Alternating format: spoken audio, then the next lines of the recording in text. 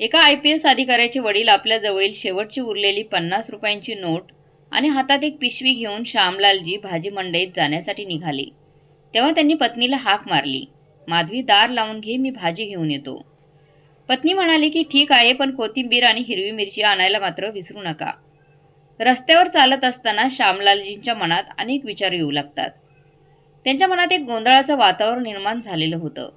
इतक्यात मंडईत पोचताच भाजीवाला रामलाल म्हणाला, अहो काका, या या, आज खूप दिवसांनी दर्शन दिलं तुम्ही.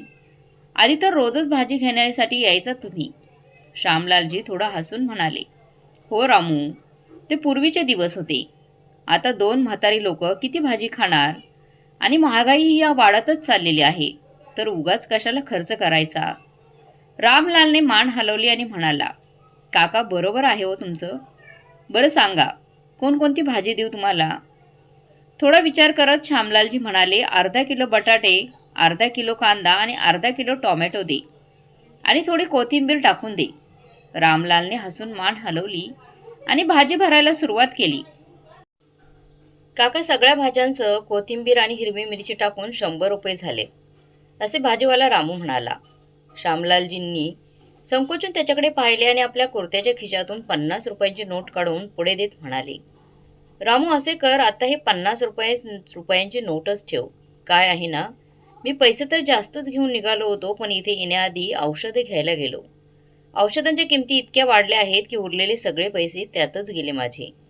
मी उरलेले पैसे 50 रुपये नंतर देतो, 2 दिवसात देतो. हे ऐकून रामलाल म्हणाला, अहो काका, इतकी वर्ष तुम्ही माझ्याकडून भाजी घेताय, मी कधी तुमच्याकडून पैसे मागितले आहेत का?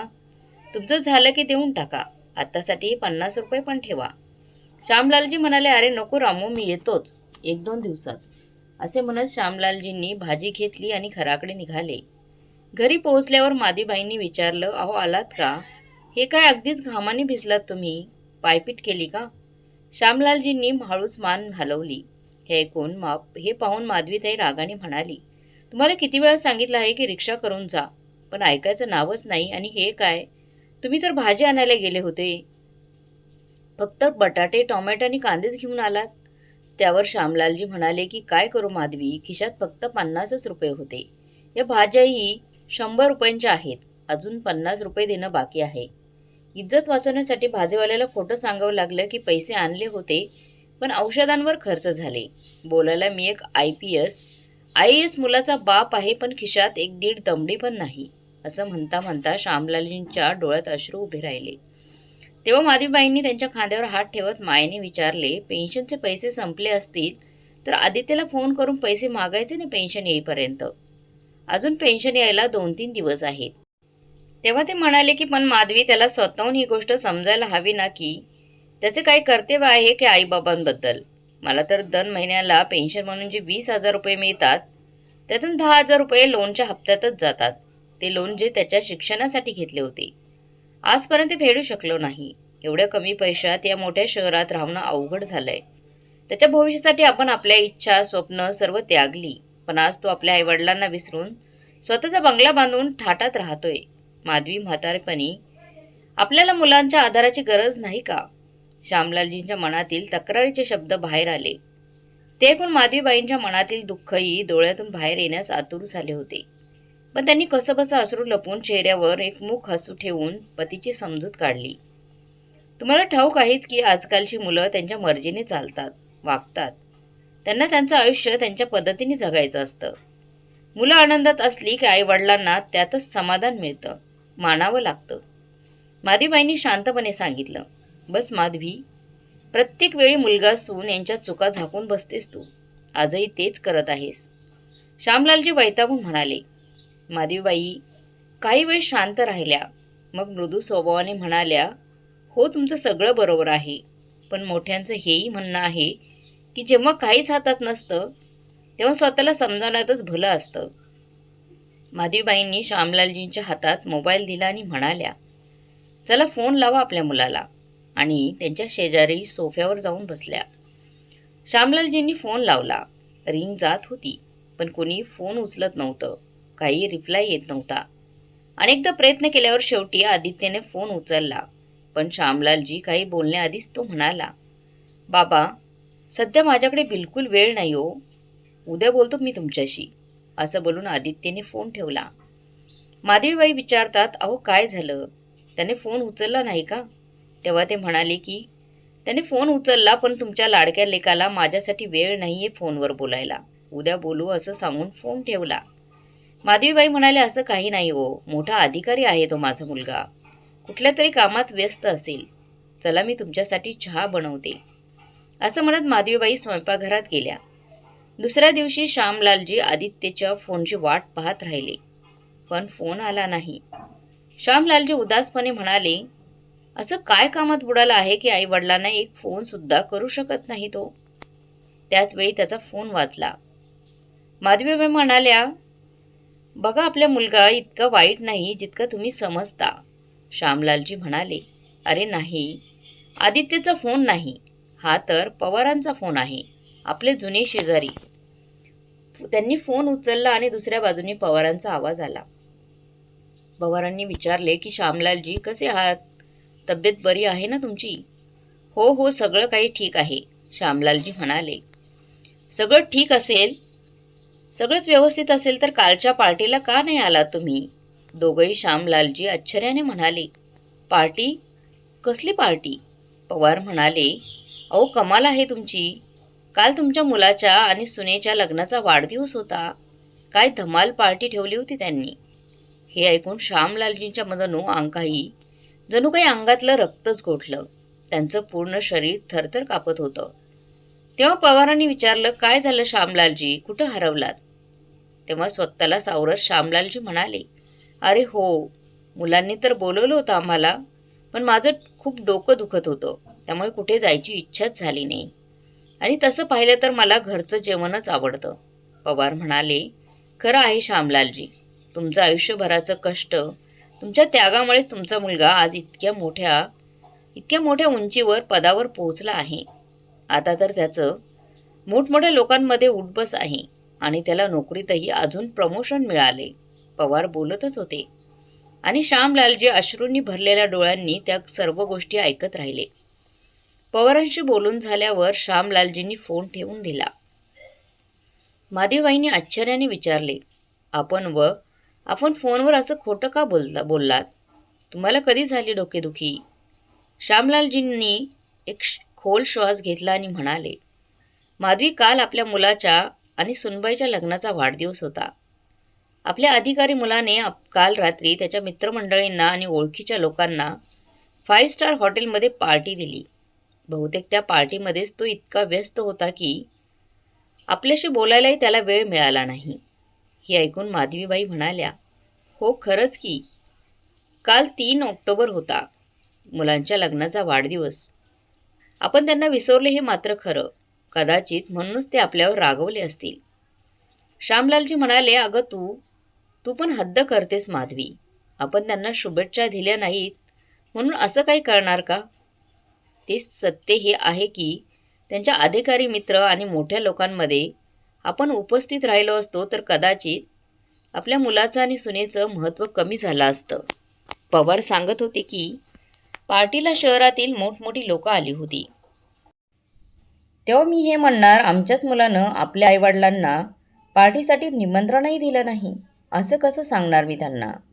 श्यामलालजी त्यांच्या पत्नीशी बोलत असताना त्यांच्या मोबाईलवर अचानक नोटिफिकेशन्स यायला लागले. बघितलं तर काय, पवारांनी रात्रीच्या पार्टीचे काही फोटो आणि व्हिडिओज पाठवले होते. ते सर्व फोटो आणि व्हिडिओज पाहून श्यामलालजी आणि माधवीबाई एकदम स्तब्ध झाल्या, बघतच राहिल्या. पार्टी खरंच खूपच भव्य आणि अप्रतिम होती. मोठमोठे मंत्री आणि प्रसिद्ध व्यक्तीसुद्धा पार्टीत आले होते. आदित्यचे मित्र, ओळखीचे लोक, त्याचे सासू सासरे आणि इतर नातेवाईक सगळेच त्या भव्य सोहळ्यात आले होते. केक कापण्यासाठी एक मोठा केक ठेवण्यात आला होता आणि आदित्यच्या पत्नीचे आई वडील त्या क्षणी दोघांसोबत उभे होते. हे सगळं बघून श्यामलालजी आणि माधवीबाईंना आपण जमिनीवर गडगडलोय असं वाटत होतं. पुढचे 2 दिवस त्यांनी कसाबसा घराचा खर्च भागवला. तिसऱ्या दिवशी हातात पेन्शन आली आणि श्यामलालजी यांनी सर्वप्रथम बाजारात जाऊन भाजीवाल्याचे पैसे दिले. पैसे देऊन परत फिरत होते तेव्हा रोजच्या सवयीप्रमाणे ते फळांच्या दुकानाजवळ थांबले. दुकानात जाताच तिथला दुकानदार, त्यांचं नाव सोहन होतं, त्यांना बघताच आपल्या खुर्चीतून उठला आणि त्यांच्या पायांना स्पर्श केला. श्यामलालजींनी त्याला प्रेमाने मिठी मारली. "कसा आहेस बाळा?" श्यामलालजींनी विचारलं. सोहन म्हणाला, "ठीक आहे काका." श्यामलालजी म्हणाले, "खूप दिवस झाले तुझी भेट झाली नाही, म्हणून आलो होतो." श्यामलालजी विचारतात, "कामधंदा कसा चालू आहे बाळा तुझा?" "कसं चालू आहे काका, तुमच्या आशीर्वादाने आणि देवाच्या कृपेने सगळं काही ठीक चाललं आहे." असं म्हणत सोहन फळांची पिशवी भरायला लागला. "अरे नाही रे बाळा, फळांची गरज नाही आहे मला." श्यामलालजींनी सांगितलं. "अहो काका, खाऊन पिऊन तब्येत सांभाळा तुमची. बघा ना कसे कमकुवत दिसताय तुम्ही." असं म्हणत सोहनने फळांनी भरलेली पिशवी त्यांच्यासमोर ठेवली. "पण सोहन बाळा, जितके पैसे आणले होते ते सगळे खर्च झालेत माझे. मला लाजवू नकोस." श्यामलालजी म्हणाले, "काका, तुम्ही का लाजवताय मला? तुमच्यामुळेच तर आज मी आज स्वतःच्या पायांवर उभा आहे. मी विसरू शकत नाही तो दिवस, जेव्हा कोणीही माझी मदत करायला तयार नव्हतं. 8 वर्षापूर्वी माझ्या वडिलांचं छत्र हरपलं होतं आणि आई आजारी होती. तिच्या उपचारांसाठी माझ्याकडे एकही पैसाही नव्हता. चोरी करण्याच्या विचारांवर आलो होतो मी, पण तुम्ही त्यावेळी मला मदत केली. माझ्या आईच्या उपचारांसाठी आणि व्यवसाय माझा सुरू करून देण्यासाठी काही पैसे देऊन माझं आयुष्य तुम्ही सावरलं. तुमचे हे उपकार मी आयुष्यभर विसरू शकत नाही बाबा." सोहनच्या बोलण्याने श्यामलालजींचे डोळे पाणावले. थोडा वेळ सोहनसोबत बोलून श्यामलालजी घरी परतले. काही दिवस असेच शांततेत गेले. एके दिवशी सकाळी फेरफटका मारून घरी परतले तेव्हा श्यामलालजी म्हणाले, "अगं माधवी, काय ग अजून झोपली आहेस का? तब्येत तर ठीक आहे ना तुझी?" माधवी म्हणाली, "नाही ना, काही कळत नाही. पण पुन्हा एकदा छातीत जळजळ होत आहे." "अगं माधवी, किती वेळा सांगितले तुला, एकदा डॉक्टरांकडे जाऊन तपासणी करून घे. पण तू नेहमीच खर्चाच्या भीतीने टाळतेस. स्वतःच्या तब्येतीकडे दुर्लक्ष करणे योग्य नाही." श्यामलालजी तिची समजूत काढत म्हणाले, "आज मात्र आपण डॉक्टरांकडे जायचंय." श्यामलालजींच्या आग्रहाला नकार न देता माधवी त्यांच्यासोबत जवळ राहणाऱ्या कुटुंबाच्या परिचयातील डॉक्टरांकडे गेली. डॉक्टरांनी तपासणी करून गंभीर चेहऱ्याने सांगितलं, "प्रकरण थोडं गंभीर आहे. त्यांची तपासणी आणि उपचार चांगल्या रुग्णालयात करावं लागेल." हे ऐकून श्यामलालजी थोडे काळजीत पडले. मोठ्या रुग्णालयात उपचारांचा खर्चही मोठा असणार, हा विचार आणि चिंता त्यांच्या मनात दाटून आली. डॉक्टरांकडून तपासणी करून श्यामलालजी घरी परतले आणि लगेचच त्यांनी पुन्हा आपल्या मुलाला फोन लावला. "हॅलो बाळा." "हो बाबा, कसे आहात तुम्ही?" आदित्यने विचारलं. "मी खूप दिवसांपासून प्रयत्न करतोय बाबा, की तुम्हाला भेटण्यासाठी थोडा वेळ काढावा. पण नेहमीच काहीतरी मोठं कामं येतात आणि कामामुळे वेळ मिळत नाही." "अरे मी तर ठीक आहे रे, पण तुझ्या आईची तब्येत ठीक नाही आहे." श्यामलालजी थोड्या भरकटलेल्या आवाजात म्हणाले. "काय? आईला काय झालंय?" आदित्यने काळजीने विचारलं. श्यामलालजी हळूवारपणे म्हणाले, "काय सांगू, गेल्या काही दिवसापासून तिला बरं वाटत नाहीये. डॉक्टरांनी मोठ्या रुग्णालयात दाखवण्याचा, चेकअप करण्याचा सल्ला दिलाय. आणि तुला माहीत आहे, माझ्याकडे एवढे पैसे नाहीत." आदित्य म्हणाला, "असे आहे का बाबा, एक काम करा, आईला डॉक्टरांकडे मल्होत्रांकडे घेऊन जा. मी त्यांच्याशी बोलतो, सर्व सोय होईल." श्यामलालजी म्हणाले, "हो बाळा, ते ठीक आहे." पण त्यांच्या मनात एक वेगळीच भावना उमटली. श्यामलालजी काळजीत म्हणाले, "पण त्यांनी जर चाचण्या करण्यास सांगितले किंवा एखाद्या मोठ्या रुग्णालयात जाण्याची आवश्यकता भासली तर पैसे तर लागणारच ना." "हो बाबा, संपूर्ण शहरात कुठेही उपचार करावा लागला किंवा कोणत्याही चाचण्या कराव्या लागल्या तर मला सांगा, मी सांभाळून घेईन बाबा. आता मला थोडं काम आहे, फोन ठेवतो मी." असं म्हणून आदित्यने फोन ठेवला. श्यामलालजी मात्र फोनवर हॅलो हॅलो करत राहिले, पण तिकडून कॉल आधीच ठेवला गेला होता. हताशपणे ते खुर्चीवर बसले. 3 दिवसानंतर रविवारी आदित्यने आपल्या पत्नी मुस्कानला म्हटलं, "मुस्कान, पटकन तयार हो, आज आपल्याला आई-वडिलांना, तुझ्या सासू-सासऱ्यांना भेटायला जायचं आहे."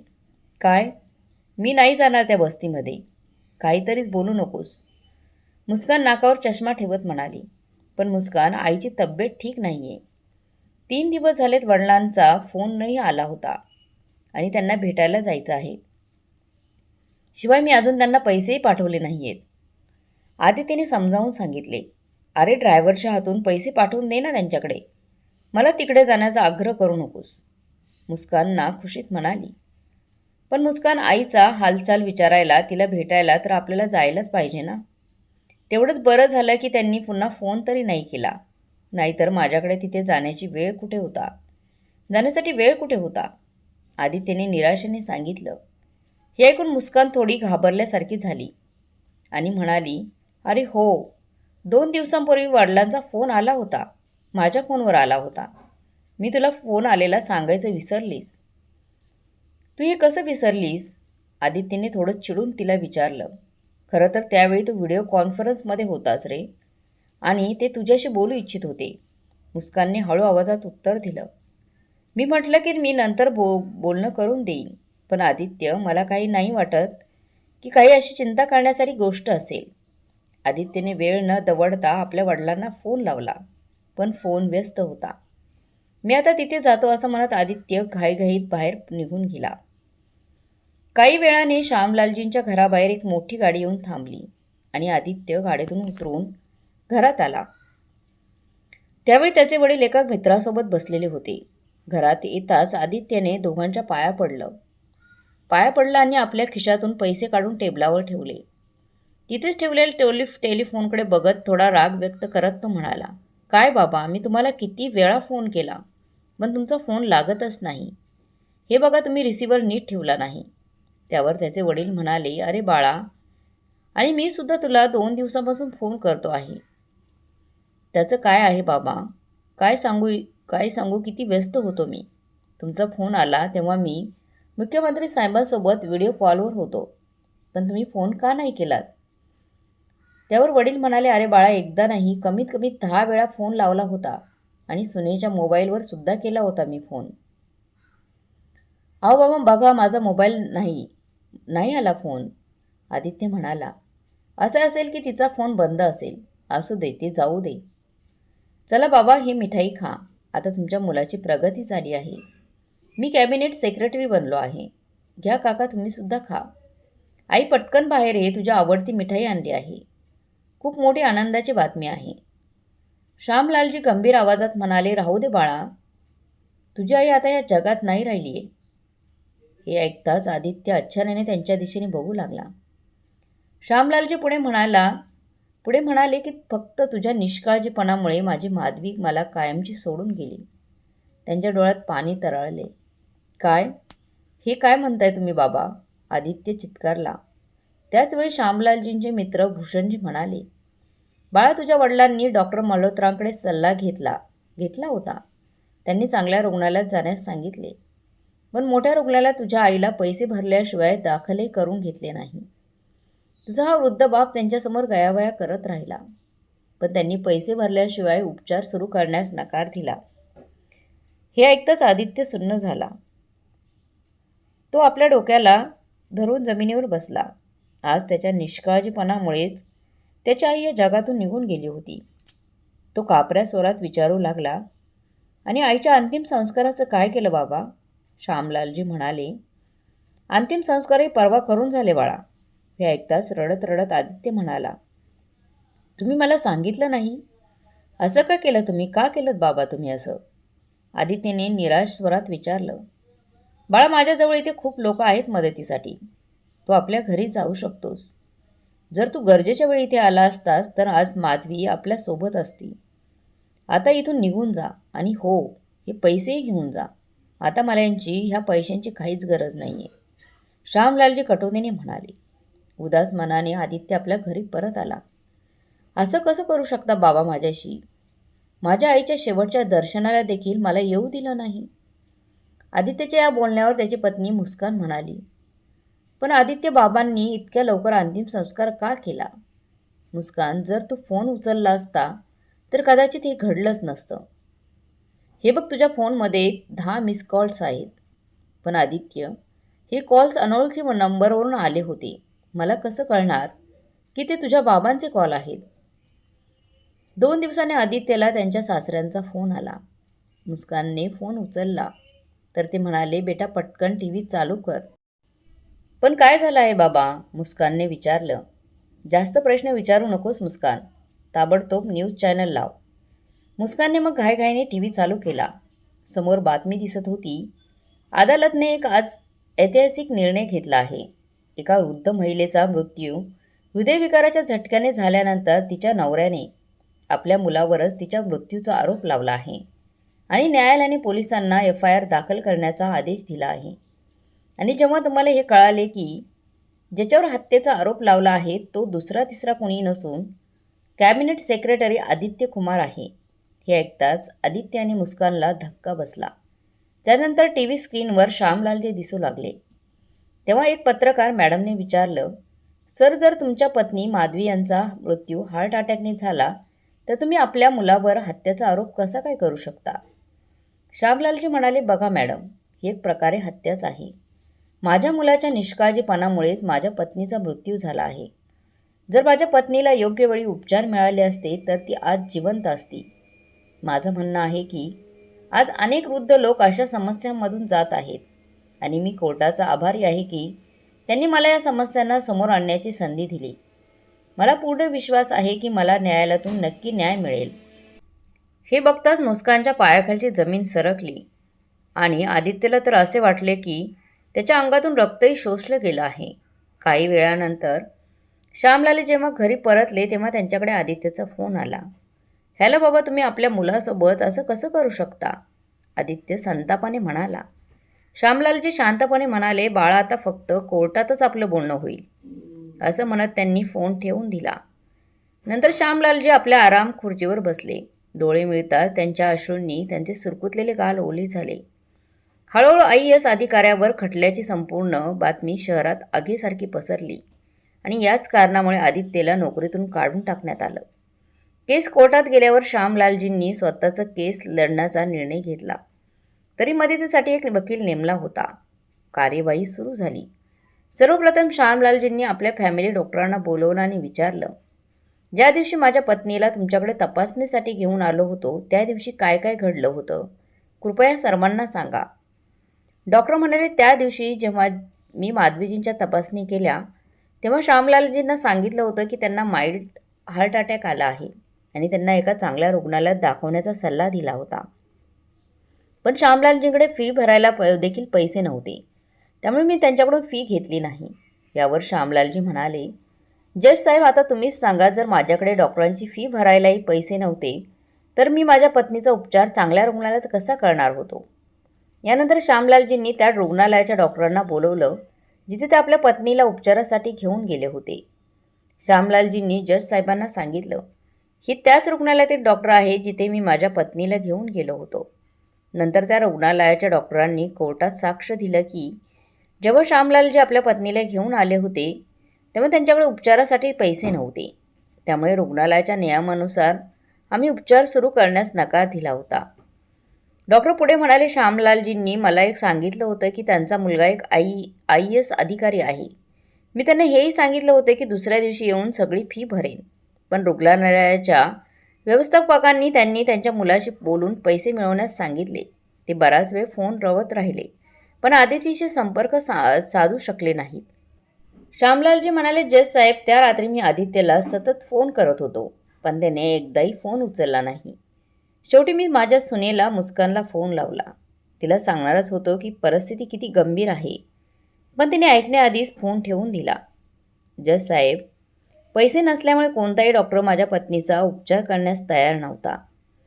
त्यानंतर मी पत्नीला सरकारी रुग्णालयात घेऊन जात होतो, पण तोपर्यंत तिची तब्येत खूपच गंभीर झाली आणि तिने वाटेतच प्राण सोडले.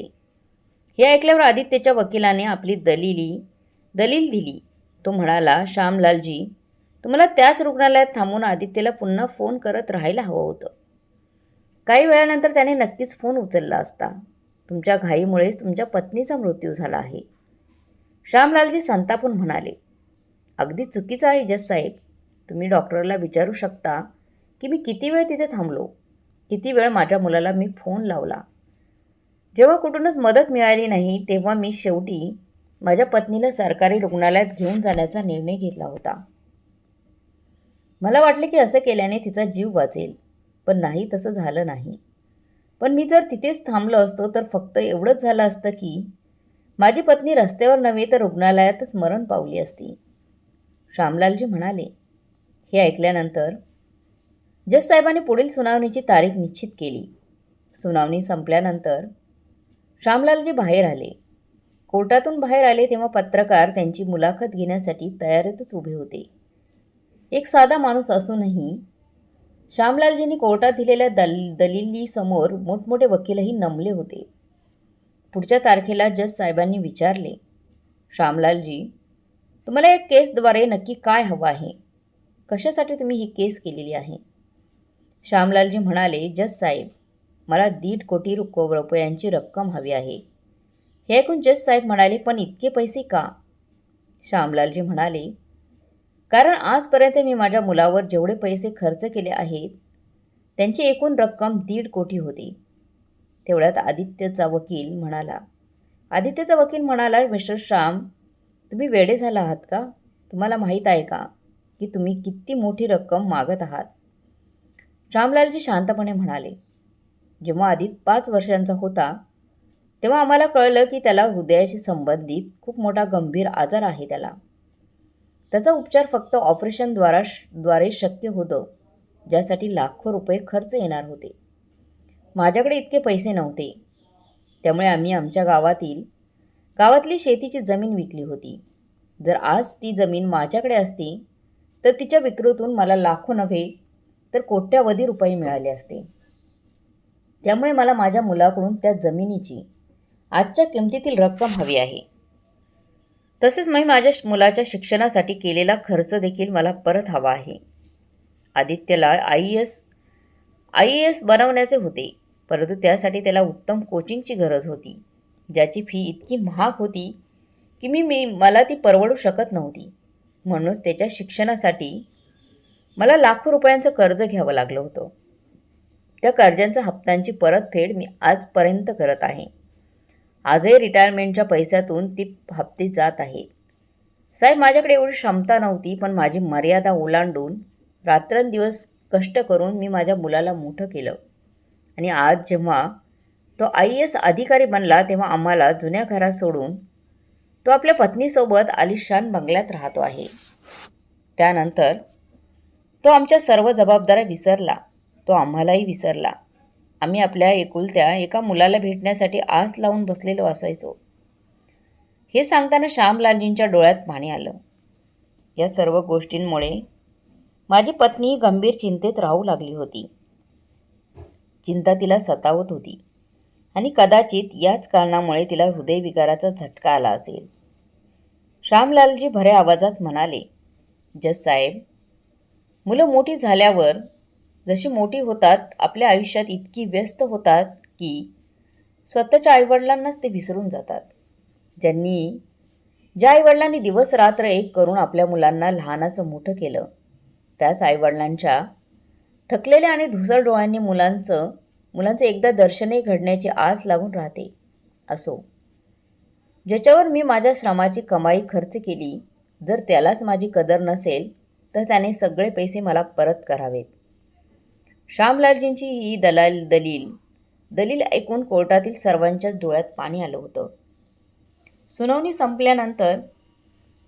संपल्यानंतर आदित्य आणि मुस्कान थकून घरी परतले. तेव्हा मुस्कानचे वडील तिथे आले होते. मुस्कान चहा बनवायला स्वयंपाकघरात गेली. तेवढ्यात आदित्य म्हणाला, मुस्कान, खरं सांग, तुला माहीत होतं ना की त्या अनोळखी नंबरवरून बाबा फोन करत होते? मुस्कान म्हणाली, हो, मला माहीत होतं. आणि मला माहीत होतं की जर मी फोन उचलला तर बाबा पुन्हा त्यांच्या समस्यांचं दुखणं सांगायला सुरुवात करतील. म्हणूनच मी लवकर फोन उचलला नाही. आदित्य चिडून म्हणाला, पण मुस्कान, आज फक्त तुझ्या चुकीमुळे मी एवढ्या मोठ्या अडचणीत अडकला आहे. मुस्कान चिडून म्हणाली, पण यात माझी काय चूक आहे? जेव्हा त्यांनी पहिल्यांदा फोन केला होता तेव्हा मीच फोन उचलला होता. तेव्हा त्यांनी सगळं स्पष्ट सांगू शकत नव्हते का की आईची तब्येत खूपच खराब झाली आहे. मुस्कान वैतागून म्हणाली. यानंतर आदित्य आपल्या सासऱ्यांना म्हणाला, बाबा, मला वाटतं की माझे बाबा जे पैसे मागत आहेत ते त्यांना देऊन टाकावेत. हे ऐकून मुस्कान संतापून म्हणाली, असं कधीच होऊ शकत नाही. आजपर्यंत तुझ्या बाबांनी तुझ्यावर जितके पैसे खर्च केले आहेत ते त्यांचं कर्तव्य होतं. सगळेच आईवडील करतात. सगळेच आईवडील आपापल्या मुलांसाठी असंच तर करतात. त्यात त्यांनी काही वेगळं केलं नाही आहे. आणि वरून वरून त्यांनी आपली सगळ्या जगात बदनामी करून ठेवली आहे. कार्ड उघडून ऐक. कान उघडून ऐकून घे. आता मी त्यांना एकही पैसा देऊ देणार नाही तुला. गप्प बस मुस्कान, बंद कर तुझी अशी बडबड. आधीच मी खूप त्रासलेलो आहे. आदित्य संतापून ओरडला. तेव्हा त्याचे सासरे म्हणाले, माझ्याकडे एक युक्ती आहे, ज्याने ज्याने सापही मरेल आणि काठीही तुटणार नाही. अशी युक्ती आहे. बोला बाबा, आदित्यने विचारले. आदित्यच्या सासऱ्यांनी त्याला सगळी युक्ती सांगितली आणि मुस्कानच्या चेहऱ्यावर मग एक कुटील हास्य उमटले. आदित्यलाही ती योजना आवडली. मग सासऱ्यांनी आपल्या मोबाईलवर कुणाला तरी फोन लावला आणि फोन ठेवताना म्हणाले, बॉस, पुढच्या सुनावणीतच बाजी आपल्याकडे येईल. कोर्टाच्या पुढील सुनावणीसाठी श्यामलालजी कोर्टात पोहोचले. तेव्हा तिथे उभे असलेले पत्रकार त्यांचे व्हिडिओ बनवत होते. तेवढ्या श्यामलालजींच्या कानात एक पत्रकाराचा आवाज आला, अशा नालायक मुलाला तर फाशीची शिक्षा मिळायला हवी. ज्या मुलामुळे त्याच्या वडिलांना इतकं दुःख सहन करावं लागलं. हे ऐकून श्यामलालजी मागे वळून म्हणाले, आदित्य माझा मुलगा आहे. या केसमागे एकच उद्दिष्ट आहे आणि ते म्हणजे मला त्याला एक धडा शिकवायचा आहे. फक्त त्यालाच नाही तर आजच्या पिढीला देखील, जे असे समजतात की वृद्ध लोक जुने आणि निरुपयोगी फर्निचर किंवा कचरा होऊन गेले आहेत. सुनावणी सुरू झाली. आदित्यच्या वकिलाने आदित्यला खटल्याच्या कटघऱ्यात बोलवले आणि त्याने विधान केले की त्याच्या वडिलांना विसरण्याचा आजार आहे. हे ऐकून श्यामलालजींचा तोल गेला आणि त्यांना धक्का बसला. त्यानंतर आदित्यच्या वकिलाने श्यामलालजींच्या वकिलाला विचारले आणि त्याच्यापासून देखील श्यामलालजींच्या विसरण्याच्या समस्येवर खोटी साक्ष दिली गेली की श्यामलालजींना अनेक गोष्टी विसरून जातात. हे ऐकून श्यामलालजींना राग आला. त्यांना कळाले की त्यांचा वकील आता त्यांच्या बाजूने नाही आणि तो विरोधकांच्या पंथात सामील झाला आहे. परंतु श्यामलालजी या परिस्थितीसाठी तयार होते. त्यावेळी ते उठले आणि आपल्या वकिलाकडे वळून म्हणाले, वकील साहेब, आपण बरोबर सांगितले. मला विसरण्याचा आजार आहे. मला तर हे सुद्धा आठवत नाही की मी ही केस कधी दाखल केली होती. पण तुम्हाला तरी आठवतं का? श्यामलालजींनी विचारलं. हे ऐकून वकील थोडा चकित झाला आणि काही वेळ विचार करत राहिला. नंतर तो म्हणाला, कदाचित 17 किंवा 18 ऑक्टोबर, नाही 20 ऑक्टोबर. बरं, हे सांगा, केसची सुनावणी कोणकोणत्या तारखेला झाली? श्यामलालजींनी प्रश्न केला. वकील उत्तर देत म्हणाला, माझ्या डायरीमध्ये सगळं लिहिलेलं आहे. मी लगेच तपासून सांगतो. अरे रे, इतकी मेहनत करण्याची गरज नाहीये. जर तुम्हाला आठवत नसेल तर मीच सांगतो. श्यामलालजींनी शांतपणे म्हणाले, 24 ऑक्टोबर, 4 नोव्हेंबर, 15 नोव्हेंबर आणि आज 27 नोव्हेंबर. अच्छा, आता हे सांगा की आपण दोघं आता ज्या टॅक्सीमध्ये आलो आहोत त्या टॅक्सीचा नंबर काय होता? श्यामलालजींनी आणखी एक प्रश्न विचारला. वकील आश्चर्यचकित होऊन थांबला. त्याच्या चेहऱ्यावर गोंधळ स्पष्ट दिसत होता. त्यावर श्यामलालजींनी म्हणाले, चला मीच सांगतो, MH05L5346. हे ऐकून आदित्य, मुस्कान आणि वकील सर्वच चकित झाले. श्यामलालजींनी सिद्ध करून दाखवले की त्यांची आठवण बाकी सर्वांपेक्षा किती तीव्र आणि तेजस्वी आहे. त्यानंतर जज साहेब आपला निर्णय देत म्हणाले, आदित्य निर्दोष आहे. जरी तो आपल्या मातापित्यांबद्दल बेफिकीर असला तरी यावरून त्याला आपल्या आईची हत्या करण्याचे दोषी ठरवता येत नाही. पण श्यामलालजींनी आपल्या मुलावर जितके पैसे खर्च केले त्या पैशांचा हिशोब आदित्याला त्यांना परत करावा लागेल. हा निर्णय ऐकून श्यामलालजींच्या डोळ्यात अश्रू भरले आणि त्यांनी जज साहेबांसमोर हात जोडले. मला माहीत होतं की आदित्यला शिक्षा होणार नाही, पण मला समाजात जागरूकता आणायची होती. आजच्या पिढीने आपल्या आईवडिलांचा आदर करावा, त्यांना मान सन्मान द्यावा, ही शिकवायचं होतं. 2 महिने उलटले आणि एका दिवशी आदित्यच्या फोनवर कॉल आला. हॅलो बाळा आदित्य, जन्मदिवसाच्या शुभेच्छा. हे ऐकून आदित्य चकित झाला. हा आवाज कोणाचा होता त्याला समजलेच नाही, कारण तो आवाज त्याची आई माधवीचा होता. आई, तू जिवंत आहेस? आदित्य थरथर कापत म्हणाला. श्यामलालजी म्हणाले, हो बाळा, तुझी आई जिवंत आहे. ती आपल्याला सोडून कुठेही गेली नाही. श्यामलालजींनी उत्तर दिलं. मीच सर्वांसमोर खोटं बोललो होतो. हे ऐकून आदित्यच्या डोळ्यात आनंदाचे अश्रू तरळले. त्याला विश्वासच बसेना आणि समोर उभी असलेली मुस्कान देखील चकित झाली होती. हे सर्व काय घडत आहे? आदित्यने फोन ठेवला आणि ही बातमी सांगितली तेव्हा मुस्कान रागाने ताडताड भडकली. हे सगळं करून तुझ्या बाबांनी फार मोठी चूक केली आहे. आता मी त्यांना दाखवते की कोर्टात कोणाला कसं शिकवलं जातं. मुस्कान, तू काय बोलतेस हे? आदित्य म्हणाला. तर मुस्कान म्हणाली, तुला कल्पना तरी आहे का की त्यांच्या कृतीमुळे आपली किती बदनामी झाली, तुझी नोकरी गेली. प्रत्येक सोशल मीडियावर, साईटवर आपल्याला ट्रोल केलं होतं. बाहेर कुठे जाते तर लोक मला बघून वेगवेगळ्या प्रकारच्या गोष्टी बोलतात. आता तर घरातून बाहेर पडणंही कठीण झालंय. आता मी त्यांना तुरुंगात पाठवल्याशिवाय राहणार नाही माझ्या सासऱ्यांना. मुस्कान, शांत हो, शांत हो, आदित्य म्हणाला. पण मुस्कान म्हणाली, बघ आता तू फक्त बघत जा मी काय करते. असं म्हणत मुस्कानने आपल्या बाबांना फोन लावला. पुढच्या दिवशी सकाळीच पोलिसांनी श्यामलालजींना अटक करून नेलं आणि केस पुन्हा उघडली. जेव्हा पोलिसांनी श्यामलालजींना सुनावणीसाठी कोर्टात नेलं तेव्हा पत्रकारांनी प्रश्न विचारला, बाबा तुम्ही असं का केलं? सगळ्यांना तुमच्यावर किती विश्वास होता. श्यामलालजी हसत हसत म्हणाले, मी काहीही चुकीचं केलं नाही. सुनावणी दरम्यान श्यामलालजींकडून संपूर्ण घटनेची सत्यता विचारली गेली. तेव्हा ते म्हणाले, माझ्या पत्नीला एका रुग्णालयाने उपचार देण्यास नकार दिला.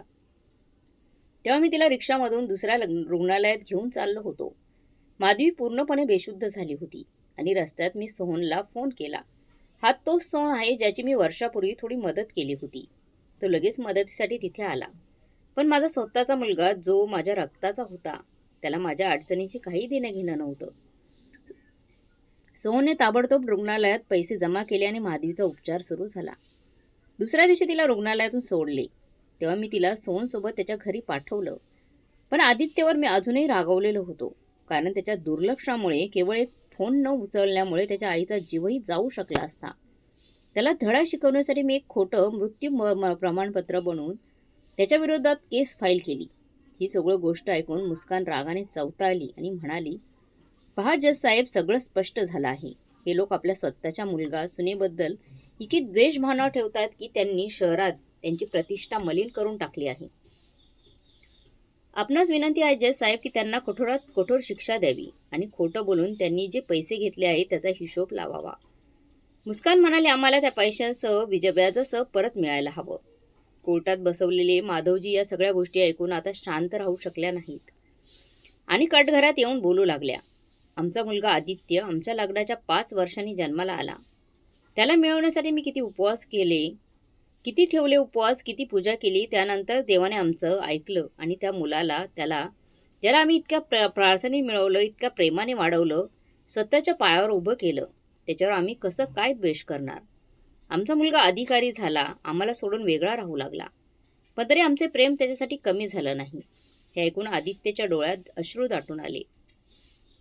माधवीजी पुढे म्हणाल्या, आणि जेव्हा सुनबाईंचा प्रश्न येतो तर आदित्य तरी 6 महिन्यातून एकदा आम्हाला भेटायला यायचा, पण सुनबाई मात्र कधीच आली नाही. बेसनाचे लाडू, देशी तुपाच्या पिण्या, नारळाची बर्फी, हे सगळं आज सुनबाईंना खूप आवडतं. मी त्याच्यासाठी सगळं बनवून पाठवायची. 1 वर्षापूर्वी सुनबाई खूप आजारी पडली होती, इतकी की तिचा जीव धोक्यात आला होता. तेव्हा तिच्या सासऱ्यांनी अनवाणी पायांनी त्र्यंबकेश्वर मंदिरात जाऊन तिच्या आरोग्यासाठी प्रार्थना केली होती आणि आज ती म्हणते की आम्ही तिचा द्वेष करत आहोत. मुस्कान, सुनबाई, ज्या पैशांची तू तुझ्या सासऱ्यांकडे मागणी करते आहेस त्यातला एकही पैसा आता त्यांच्या नावावर नाही. इतकंच काय, त्यांनी आपल्या चाळीतले घर सुद्धा विकलं आहे. हे ऐकून मुस्कानचा वकील म्हणाला, खोटं, हे सगळं खोटं आहे. इतके पैसे तुम्ही खर्च केले असतील असं होऊच शकत नाही. यावर माधवीजी म्हणाल्या, पण हेच खरं आहे. माझ्या पतीने त्या पैशातून एक मोठं वृद्धाश्रम उभारला आहे, जिथे मुलांनी नाकारलेल्या वृद्धांसाठी सर्व सुविधा उपलब्ध आहेत, जेणेकरून त्या लोकांना त्यांच्या आयुष्याच्या संध्याकाळी आनंदात राहता येईल. त्यांना माहिती होतं की त्यांनी अपराध केला आहे आणि एक दिवस सगळ्या जगासमोर सत्य येईल, पण त्यांना लाखो वृद्धांच्या वेदना, त्यांचं दुःख लोकांसमोर आणायचं होतं आणि आपल्या उद्दिष्टात ते यशस्वी झाले आहेत. हे सगळं ऐकून कोर्टात बसलेले सर्वजण टाळ्या वाजवू लागले आणि कदाचित मुस्कानच्या कठोर हृदयातही काही भावना जागृत झाल्या. ती उभी राहून म्हणाली, जज साहेब, मी माझी केस मागे घेते, आणि कोर्टातून बाहेर निघून गेली. त्याच वेळी जज साहेब म्हणाले, केस तर मागे घेतली आहे, पण श्यामलालजींनी जे केलं ते कोर्ट माफ करू शकत नाही, म्हणून त्यांना 3 महिन्यांची शिक्षा सुनावली जाते. श्यामलालजींनी आनंदाने ही शिक्षा स्वीकारली आणि 3 महिन्यांनी जेव्हा ते तुरुंगातून बाहेर आले तेव्हा थेट त्यांच्या वृद्धाश्रमात गेले. त्यांचा मुलगा आणि सून त्यांच्याकडे आली आणि त्यांची माफी मागितली. तसेच जुन्या गोष्टी विसरून त्यांना सोबत येण्याची विनंती केली. तरी श्यामलालजींनी त्यांना माफ केलं होतं. तरी ते आपल्या वृद्धाश्रमातच राहण्याचा निर्णय त्यांनी घेतला. पण आता त्यांना त्यांच्यासोबत जायचं नव्हतं. त्यांनी ठरवलं की उरलेले आयुष्य ते वृद्धाश्रमातच घालवतील. काही दिवसानंतर कोर्टातील तेच जज श्यामलालजींच्या वृद्धाश्रमाला भेट देण्यासाठी आले, ज्यांना श्यामलालजींची केस ऐकली होती. वृद्धाश्रमाचं वातावरण पाहून जज साहेब खूपच प्रभावित झाले. आजारी वृद्धांसाठी तिथे डॉक्टर आणि नर्सेसची सोय होती आणि सर्व कर्मचारी त्यांची काळजी घेत होते. संपूर्ण वातावरण कुटुंबासारखं वाटत होतं. जेव्हा श्यामलालजींनी जज साहेबांना पाहिलं तेव्हा ते थक्क झाले. जज साहेब म्हणाले, श्यामलालजी, मी इथे तुम्हाला धन्यवाद देण्यासाठी आलो आहे. माझा मुलगा तो बंगळुरूमध्ये नोकरी करतो. तो महिन्यातून 1-2दा फोन करायचा, पण तुमची केस ऐकल्यापासून तो मला दिवसातून 2दा फोन करतो आणि हप्त्यातून 1दा पत्नी आणि मुलांसह भेटायला येतो. यासाठी मी तुमचा आभारी आहे. हे मत जज साहेबांनी श्यामलालजींना प्रेमाने आलिंगन दिलं. त्या क्षणी श्यामलालजींच्या चेहऱ्यावर एक सुंदर हास्य होतं आणि त्यांच्या डोळ्यात आनंदाश्रू होते. तर मित्रांनो, तुम्हाला श्यामलालजींनी घेतलेली भन्नाट युक्ती तुम्हाला कशी वाटली कमेंट करून नक्की सांगा. मित्रमैत्रिणींनो, आपल्या चॅनलला दिलेल्या तुमच्या भरभरून प्रतिसादाबद्दल आणि प्रेमाबद्दल मी मनपूर्वक आभारी आहे. तुम्ही दाखवलेले प्रेम शब्दात व्यक्त करणं कठीण आहे, पण तुमच्या या मोलाच्या पाठिंब्याबद्दल मी मनापासून तुमचा आभार मानते. तुमचं प्रेम सदैव असंच राहू द्यावं, हीच माझी हात जोडून विनंती आहे. तुमच्या या प्रेमामुळे मी अधिक पुढे जाण्यासाठी प्रेरित होते. आपण कथा शेवटपर्यंत ऐकलीत त्याबद्दल सर्वांचं मनापासून आभार. धन्यवाद.